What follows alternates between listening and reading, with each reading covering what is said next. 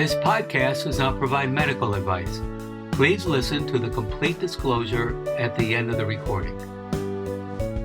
Hi, everybody. Welcome to Everyone Dies, the podcast. I'm Marianne Matzo. And I'm Charlie Navarrete. Please grab some hot herbal tea, your lavender sachet, or whatever you find comfortable. And thank you for spending the next hour with Charlie and me. The first half will have our recipe of the week. In the second half, I'm going to talk about non-pharmacologic management of dementia, meaning other ways other than drugs to help manage dementia behaviors. And in our third half, Charlie's going to tell us all about Norman Lloyd, who just died at the age of 106. Who is Norman Lloyd? That's old. Well, I'm hoping that by the end of this show, everybody will know who the heck that is. So our recipe this week is something that's called balush. Balush. And when I was growing up, balush. I know. Yes. When I was growing up, my grandmother used to make something called balush at Easter time. And then when I got older, and my grandmother died when I was in about 8th grade, and she wasn't in good health for the last few years after that. But I got a bit older, probably in my 20s, and I said to my mom, am I remembering something called balush? And she said, yeah, Grandma used to make it. And I said, well, how do you make it? And she said, well, it's something with bread dough and cheese and butter and mashed potatoes. And it was oh, this must be why I really want to know what this is. But my mom never made it. I said, what's the recipe? She says, I don't know. You smash the mashed potatoes into the dough and you bake it and put butter on it. I'm like, we need to find out this recipe. Of course, didn't have the internet back then. And a couple years ago, one of my cousins talked about, I just had, made 6 trays of balush. So I said, you got a recipe? So his dad, my mom's brother, did have a recipe. And they use frozen bread dough, thawed out. And then you use mashed potatoes. You mix cheddar cheese into the mashed potatoes. And then you make sort of like a calzone where you put this mashed potato and cheddar cheese mixture into, half of the bread dough and put, the bread dough over the top of that, let it rise a little bit. And then you take a rolling pin and you flatten it out. So you've got this, think of this kind of flat bread stuffed with cheese and mashed potatoes. And you bake it. And then while that's baking, you brown some butter. So as soon as it comes out, you dump butter on top of it. Well, it is truly heaven. So I thought I would share that with you because recently I had some leftover mashed potatoes and I had some of those frozen bread rolls. And I thought, well, this isn't exactly right, but I'll adjust. And I'm telling you, they were good. So we have a recipe. It's from somebody else. It is a Czechoslovakian recipe. My grandmother was Czechoslovakian.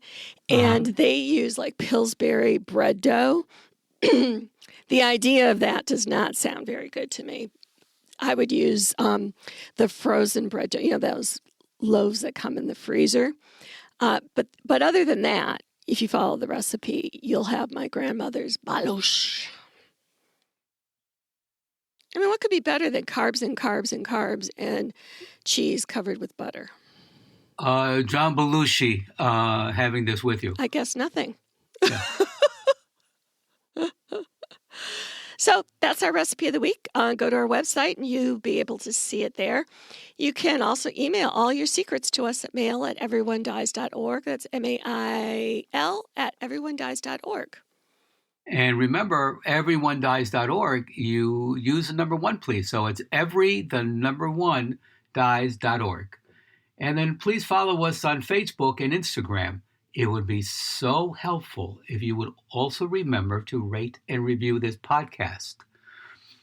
As a nonprofit organization, we are always thrilled to accept your donations and donuts. Donations and donuts. But if you can only afford one, donations, please. Please go to our webpage to donate and support our work. And we're going to be starting a memorial page on our webpage. So if you would like to donate in name of somebody who has died, we would be happy to memorialize them and remember them and say a prayer and have a martini in their honor. Right, Charlie? Yes, stirred, not shaken, preferably gin, with a couple of olives. And you know what? Top grade, please.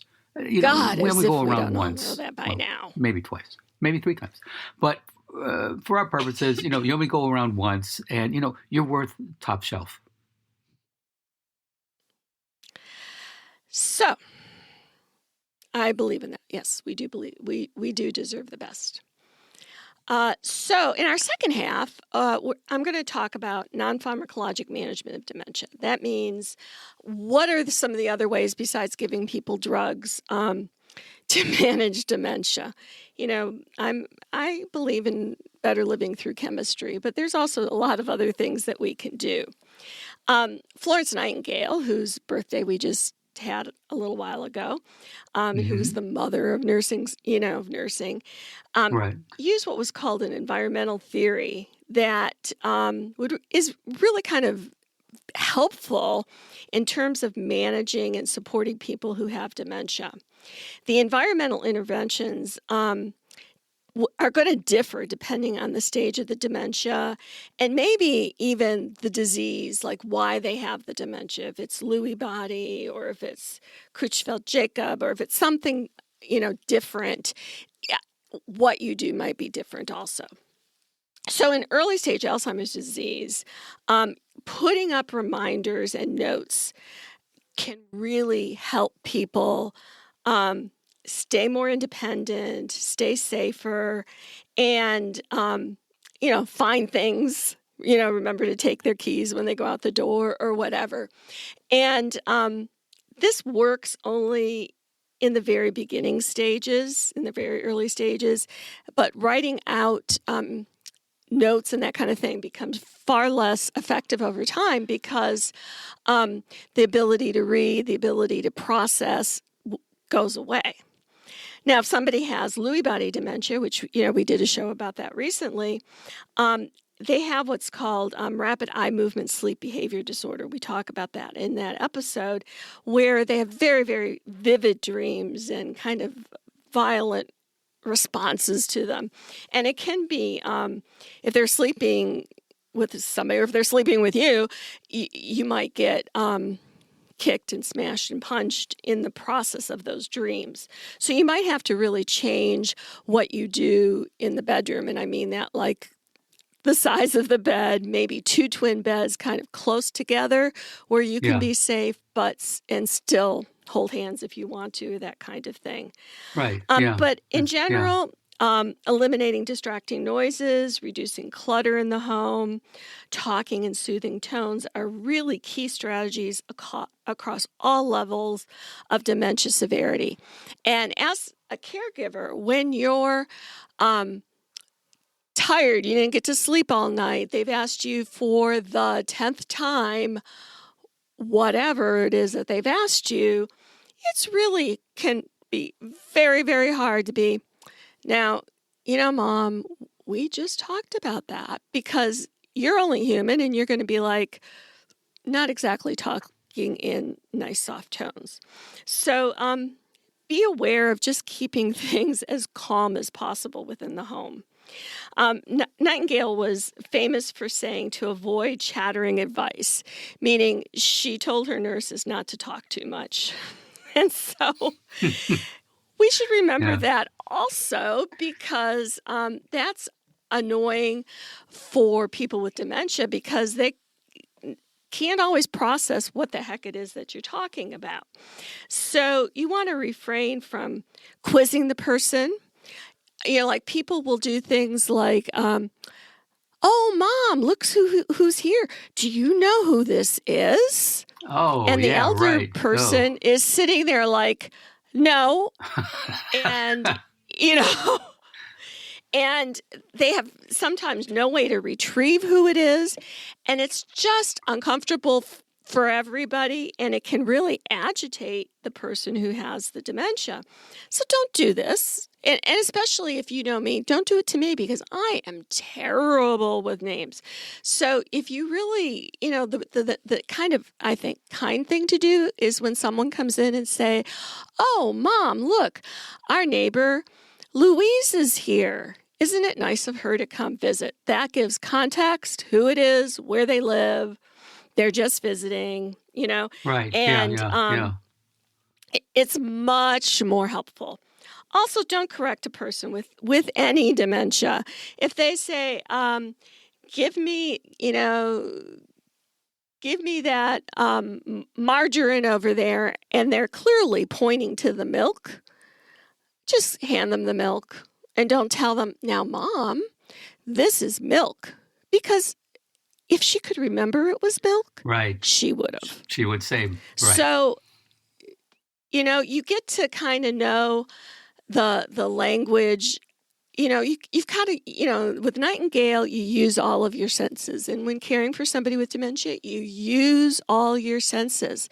Take a look at what they're pointing to, what they're reaching to, what their intent is. Don't be confrontational, because if you're confrontational, you may trigger or make agitation worse. And agitation is very agitating for everybody. Recognize and validate the concerns of the person who has the dementia so that you can reduce their tension and their frustration. People will say, I've talked about working on the Alzheimer's floors before, and one of the things that you see a lot is people trying to get out the door. They're always locked doors, because people will just walk out and keep walking, and it's very dangerous for them. So doors are always locked, and so there's this congregation at the door trying to get out, or trying, there, and you need to be able to move between units as the staff person. And so what if somebody's wanting to go somewhere, or putting their coat on, and it's like, we need to go do this, or we need to go, you say, "Okay, Mom, where is it you want to go? What do you want to do? What are you going to do when you get there? Hey, let's have some tea and tell me about that." And then gently redirect them if they'll let you. And most of the time they will, because if you find out, like I can remember a man who you'd have this battle getting in and out of the door. And we would say, "What is it? Where do you want to go?" He said, "I have to go feed the chickens." For him, his chickens, nobody was feeding them. Right. And they needed to be fed, and he was agitated, and he was upset, and he was trying to get through the door.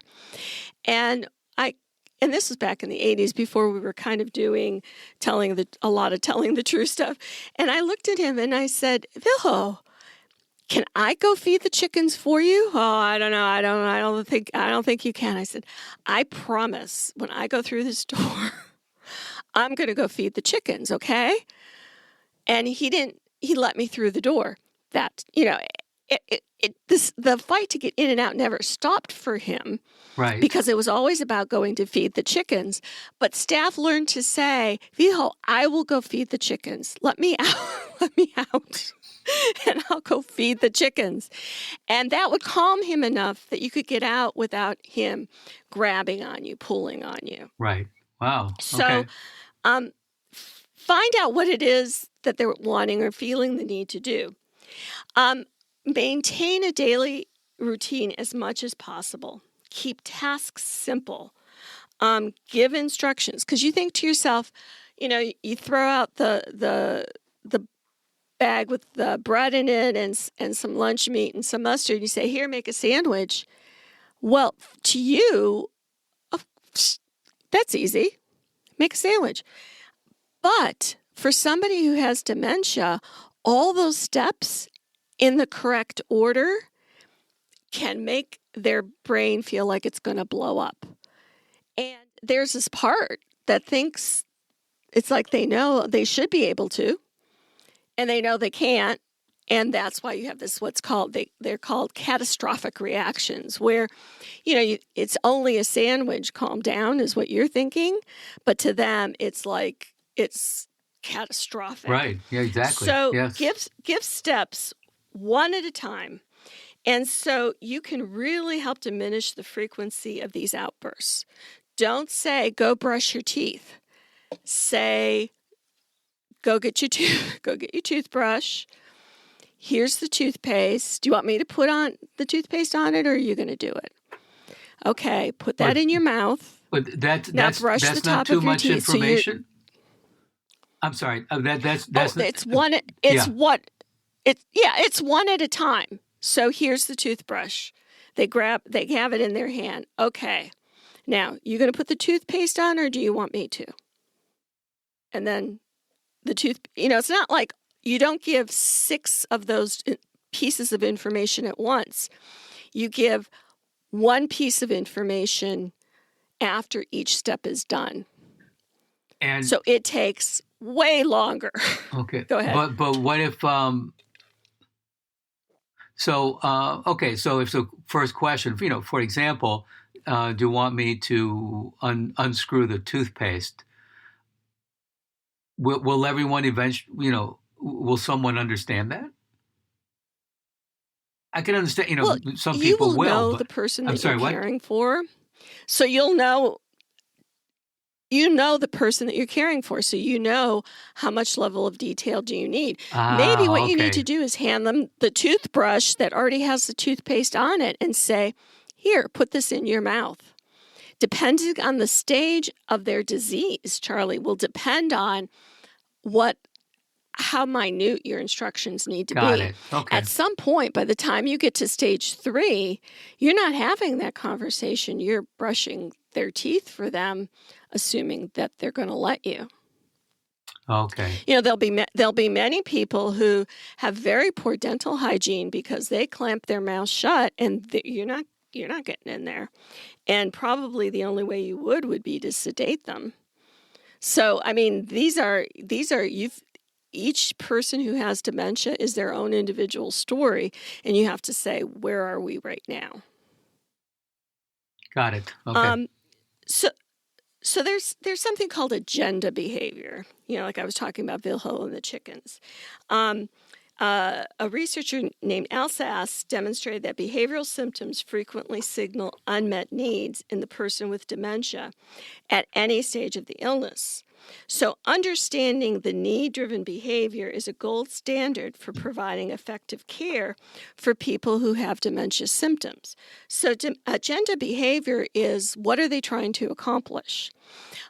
So you might have, like on an Alzheimer's unit, people who go through and rip all the sheets off of all the beds. And, staff might say, oh my God, we've got to just restrain her in the chair or something because she's pulling apart all the beds. Well, agenda behavior would be to say, why would she do that? Why that behavior and not something else?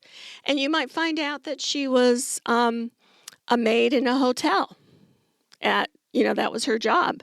And so she's just doing her job. Ah, okay, so sure.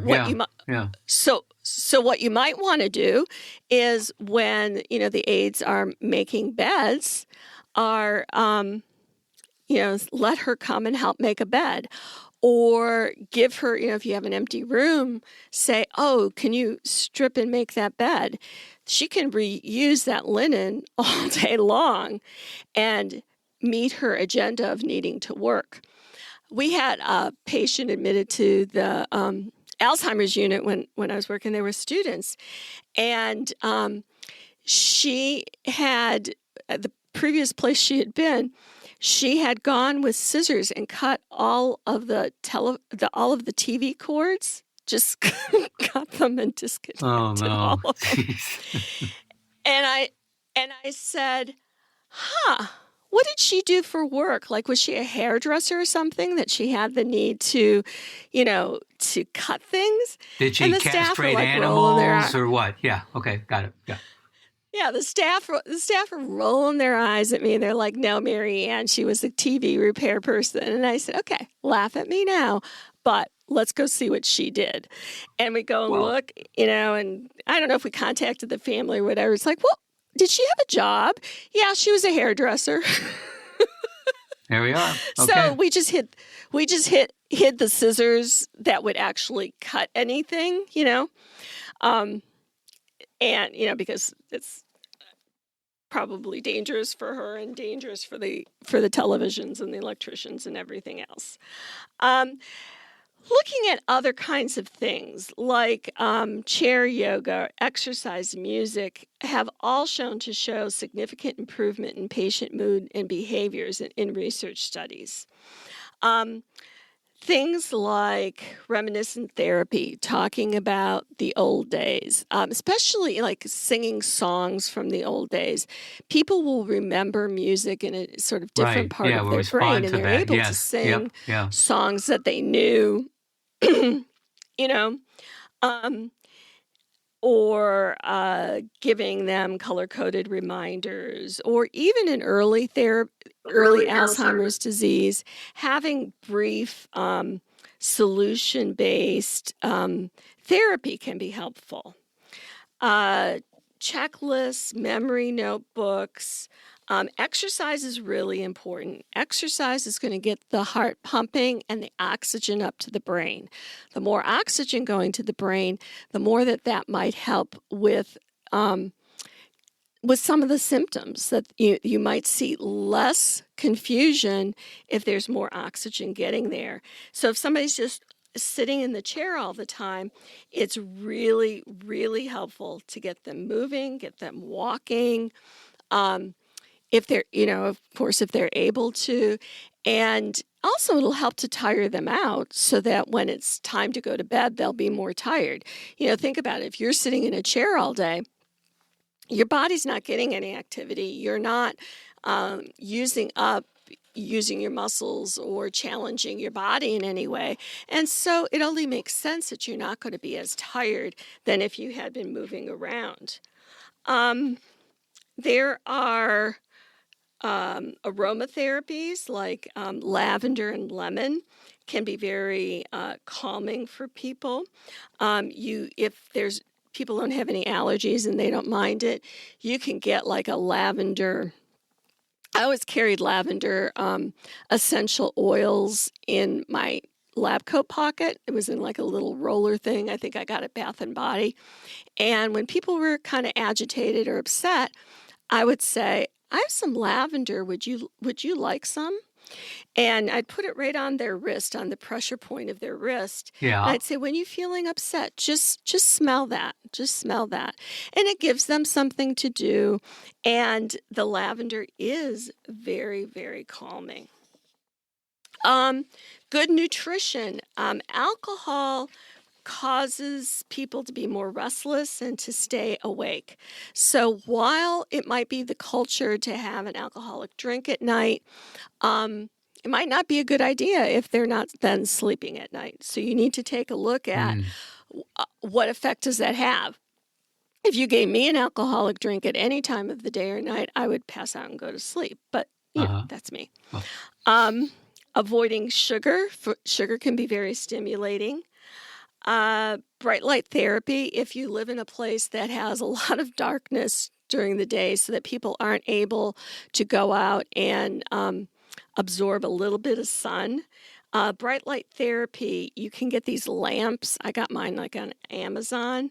And just read the instructions. It'll tell you like for how long, and it has to kind of be in your eyes. And I would have it just on my desk, like off to the side, but it was in my eyes in that sense. And it's supposed to help with like seasonal affective disorder. So, those long dark winters in the north right. and the Yeah. west, Yeah. it can help.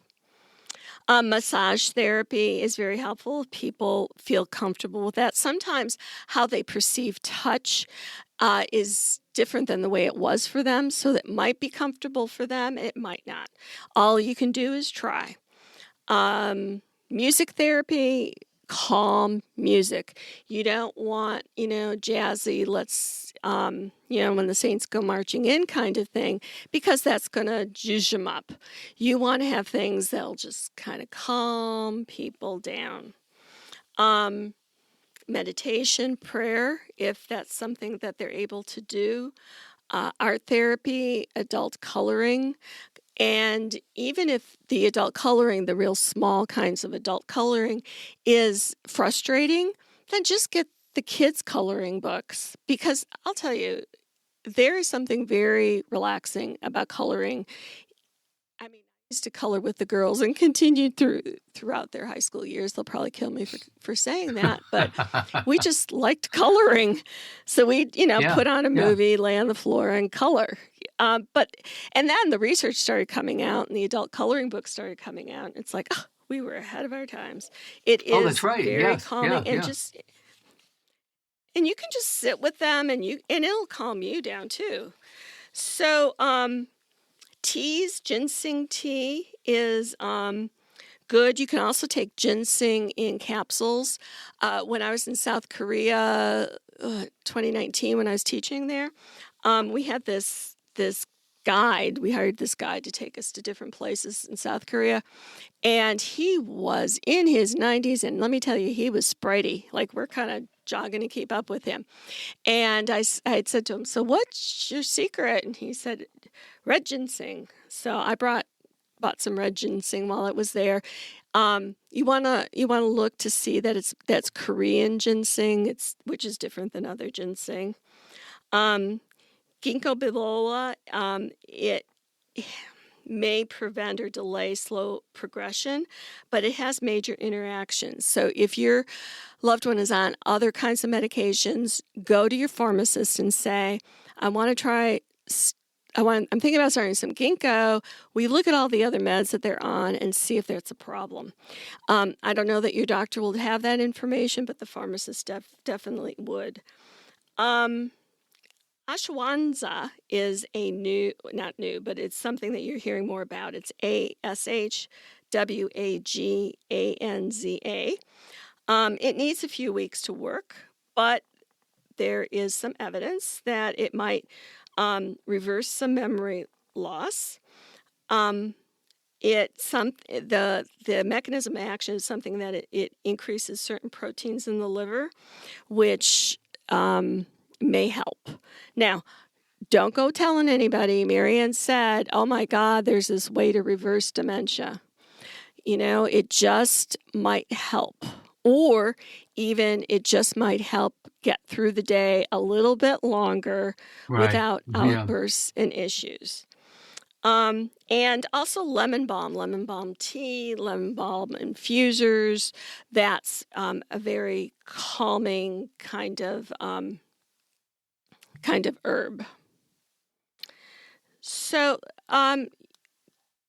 any questions about any of that, Charles?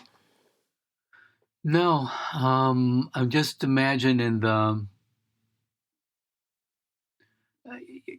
mean, someone having to deal with this. It's not just,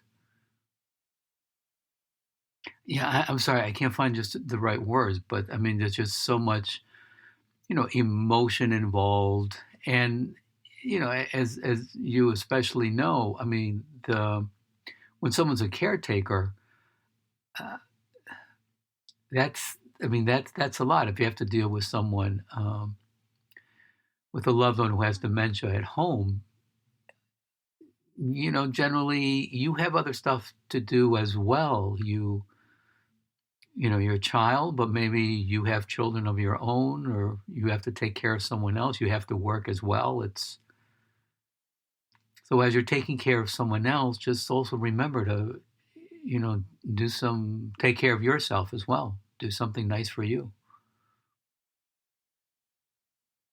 Well, I think that that's true, and I think that I have in my head that we need to have a podcast about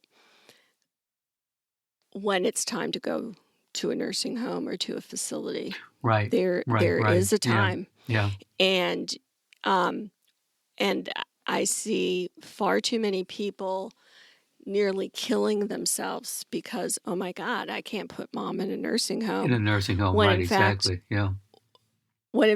once you do that, they're like happy as a lark, and dying with guilt because you've done this, but they're fine.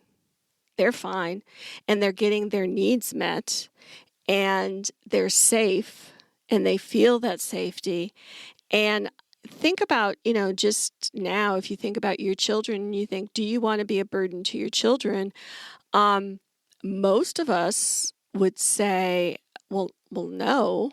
I mean, I'd say yes because I want to burden them completely. But most people would say, well, no, I don't want to be a burden to them. I want them to have their own life. And they can't have their own life if they're doing 24 hours a day, 7 days a week, taking care of somebody with Right. late stage dementia. Yeah. So we'll have a talk about that, but we're not going to do that today. Yeah, and then with that too, especially with late stage dementia, all the burden it puts on the caretaker, but then it also becomes an issue of safety, as you mentioned before. Oh, absolutely. But that's another kettle of fish, Charles. Yeah. So, Charlie, Yes. just tell me, who is Norman Lloyd? Well, Norman Lloyd, he just died several days ago at the age of 106. Norman Lloyd, Golly, Miss Molly. 106, yes. Norman Lloyd was an actor, producer, and director.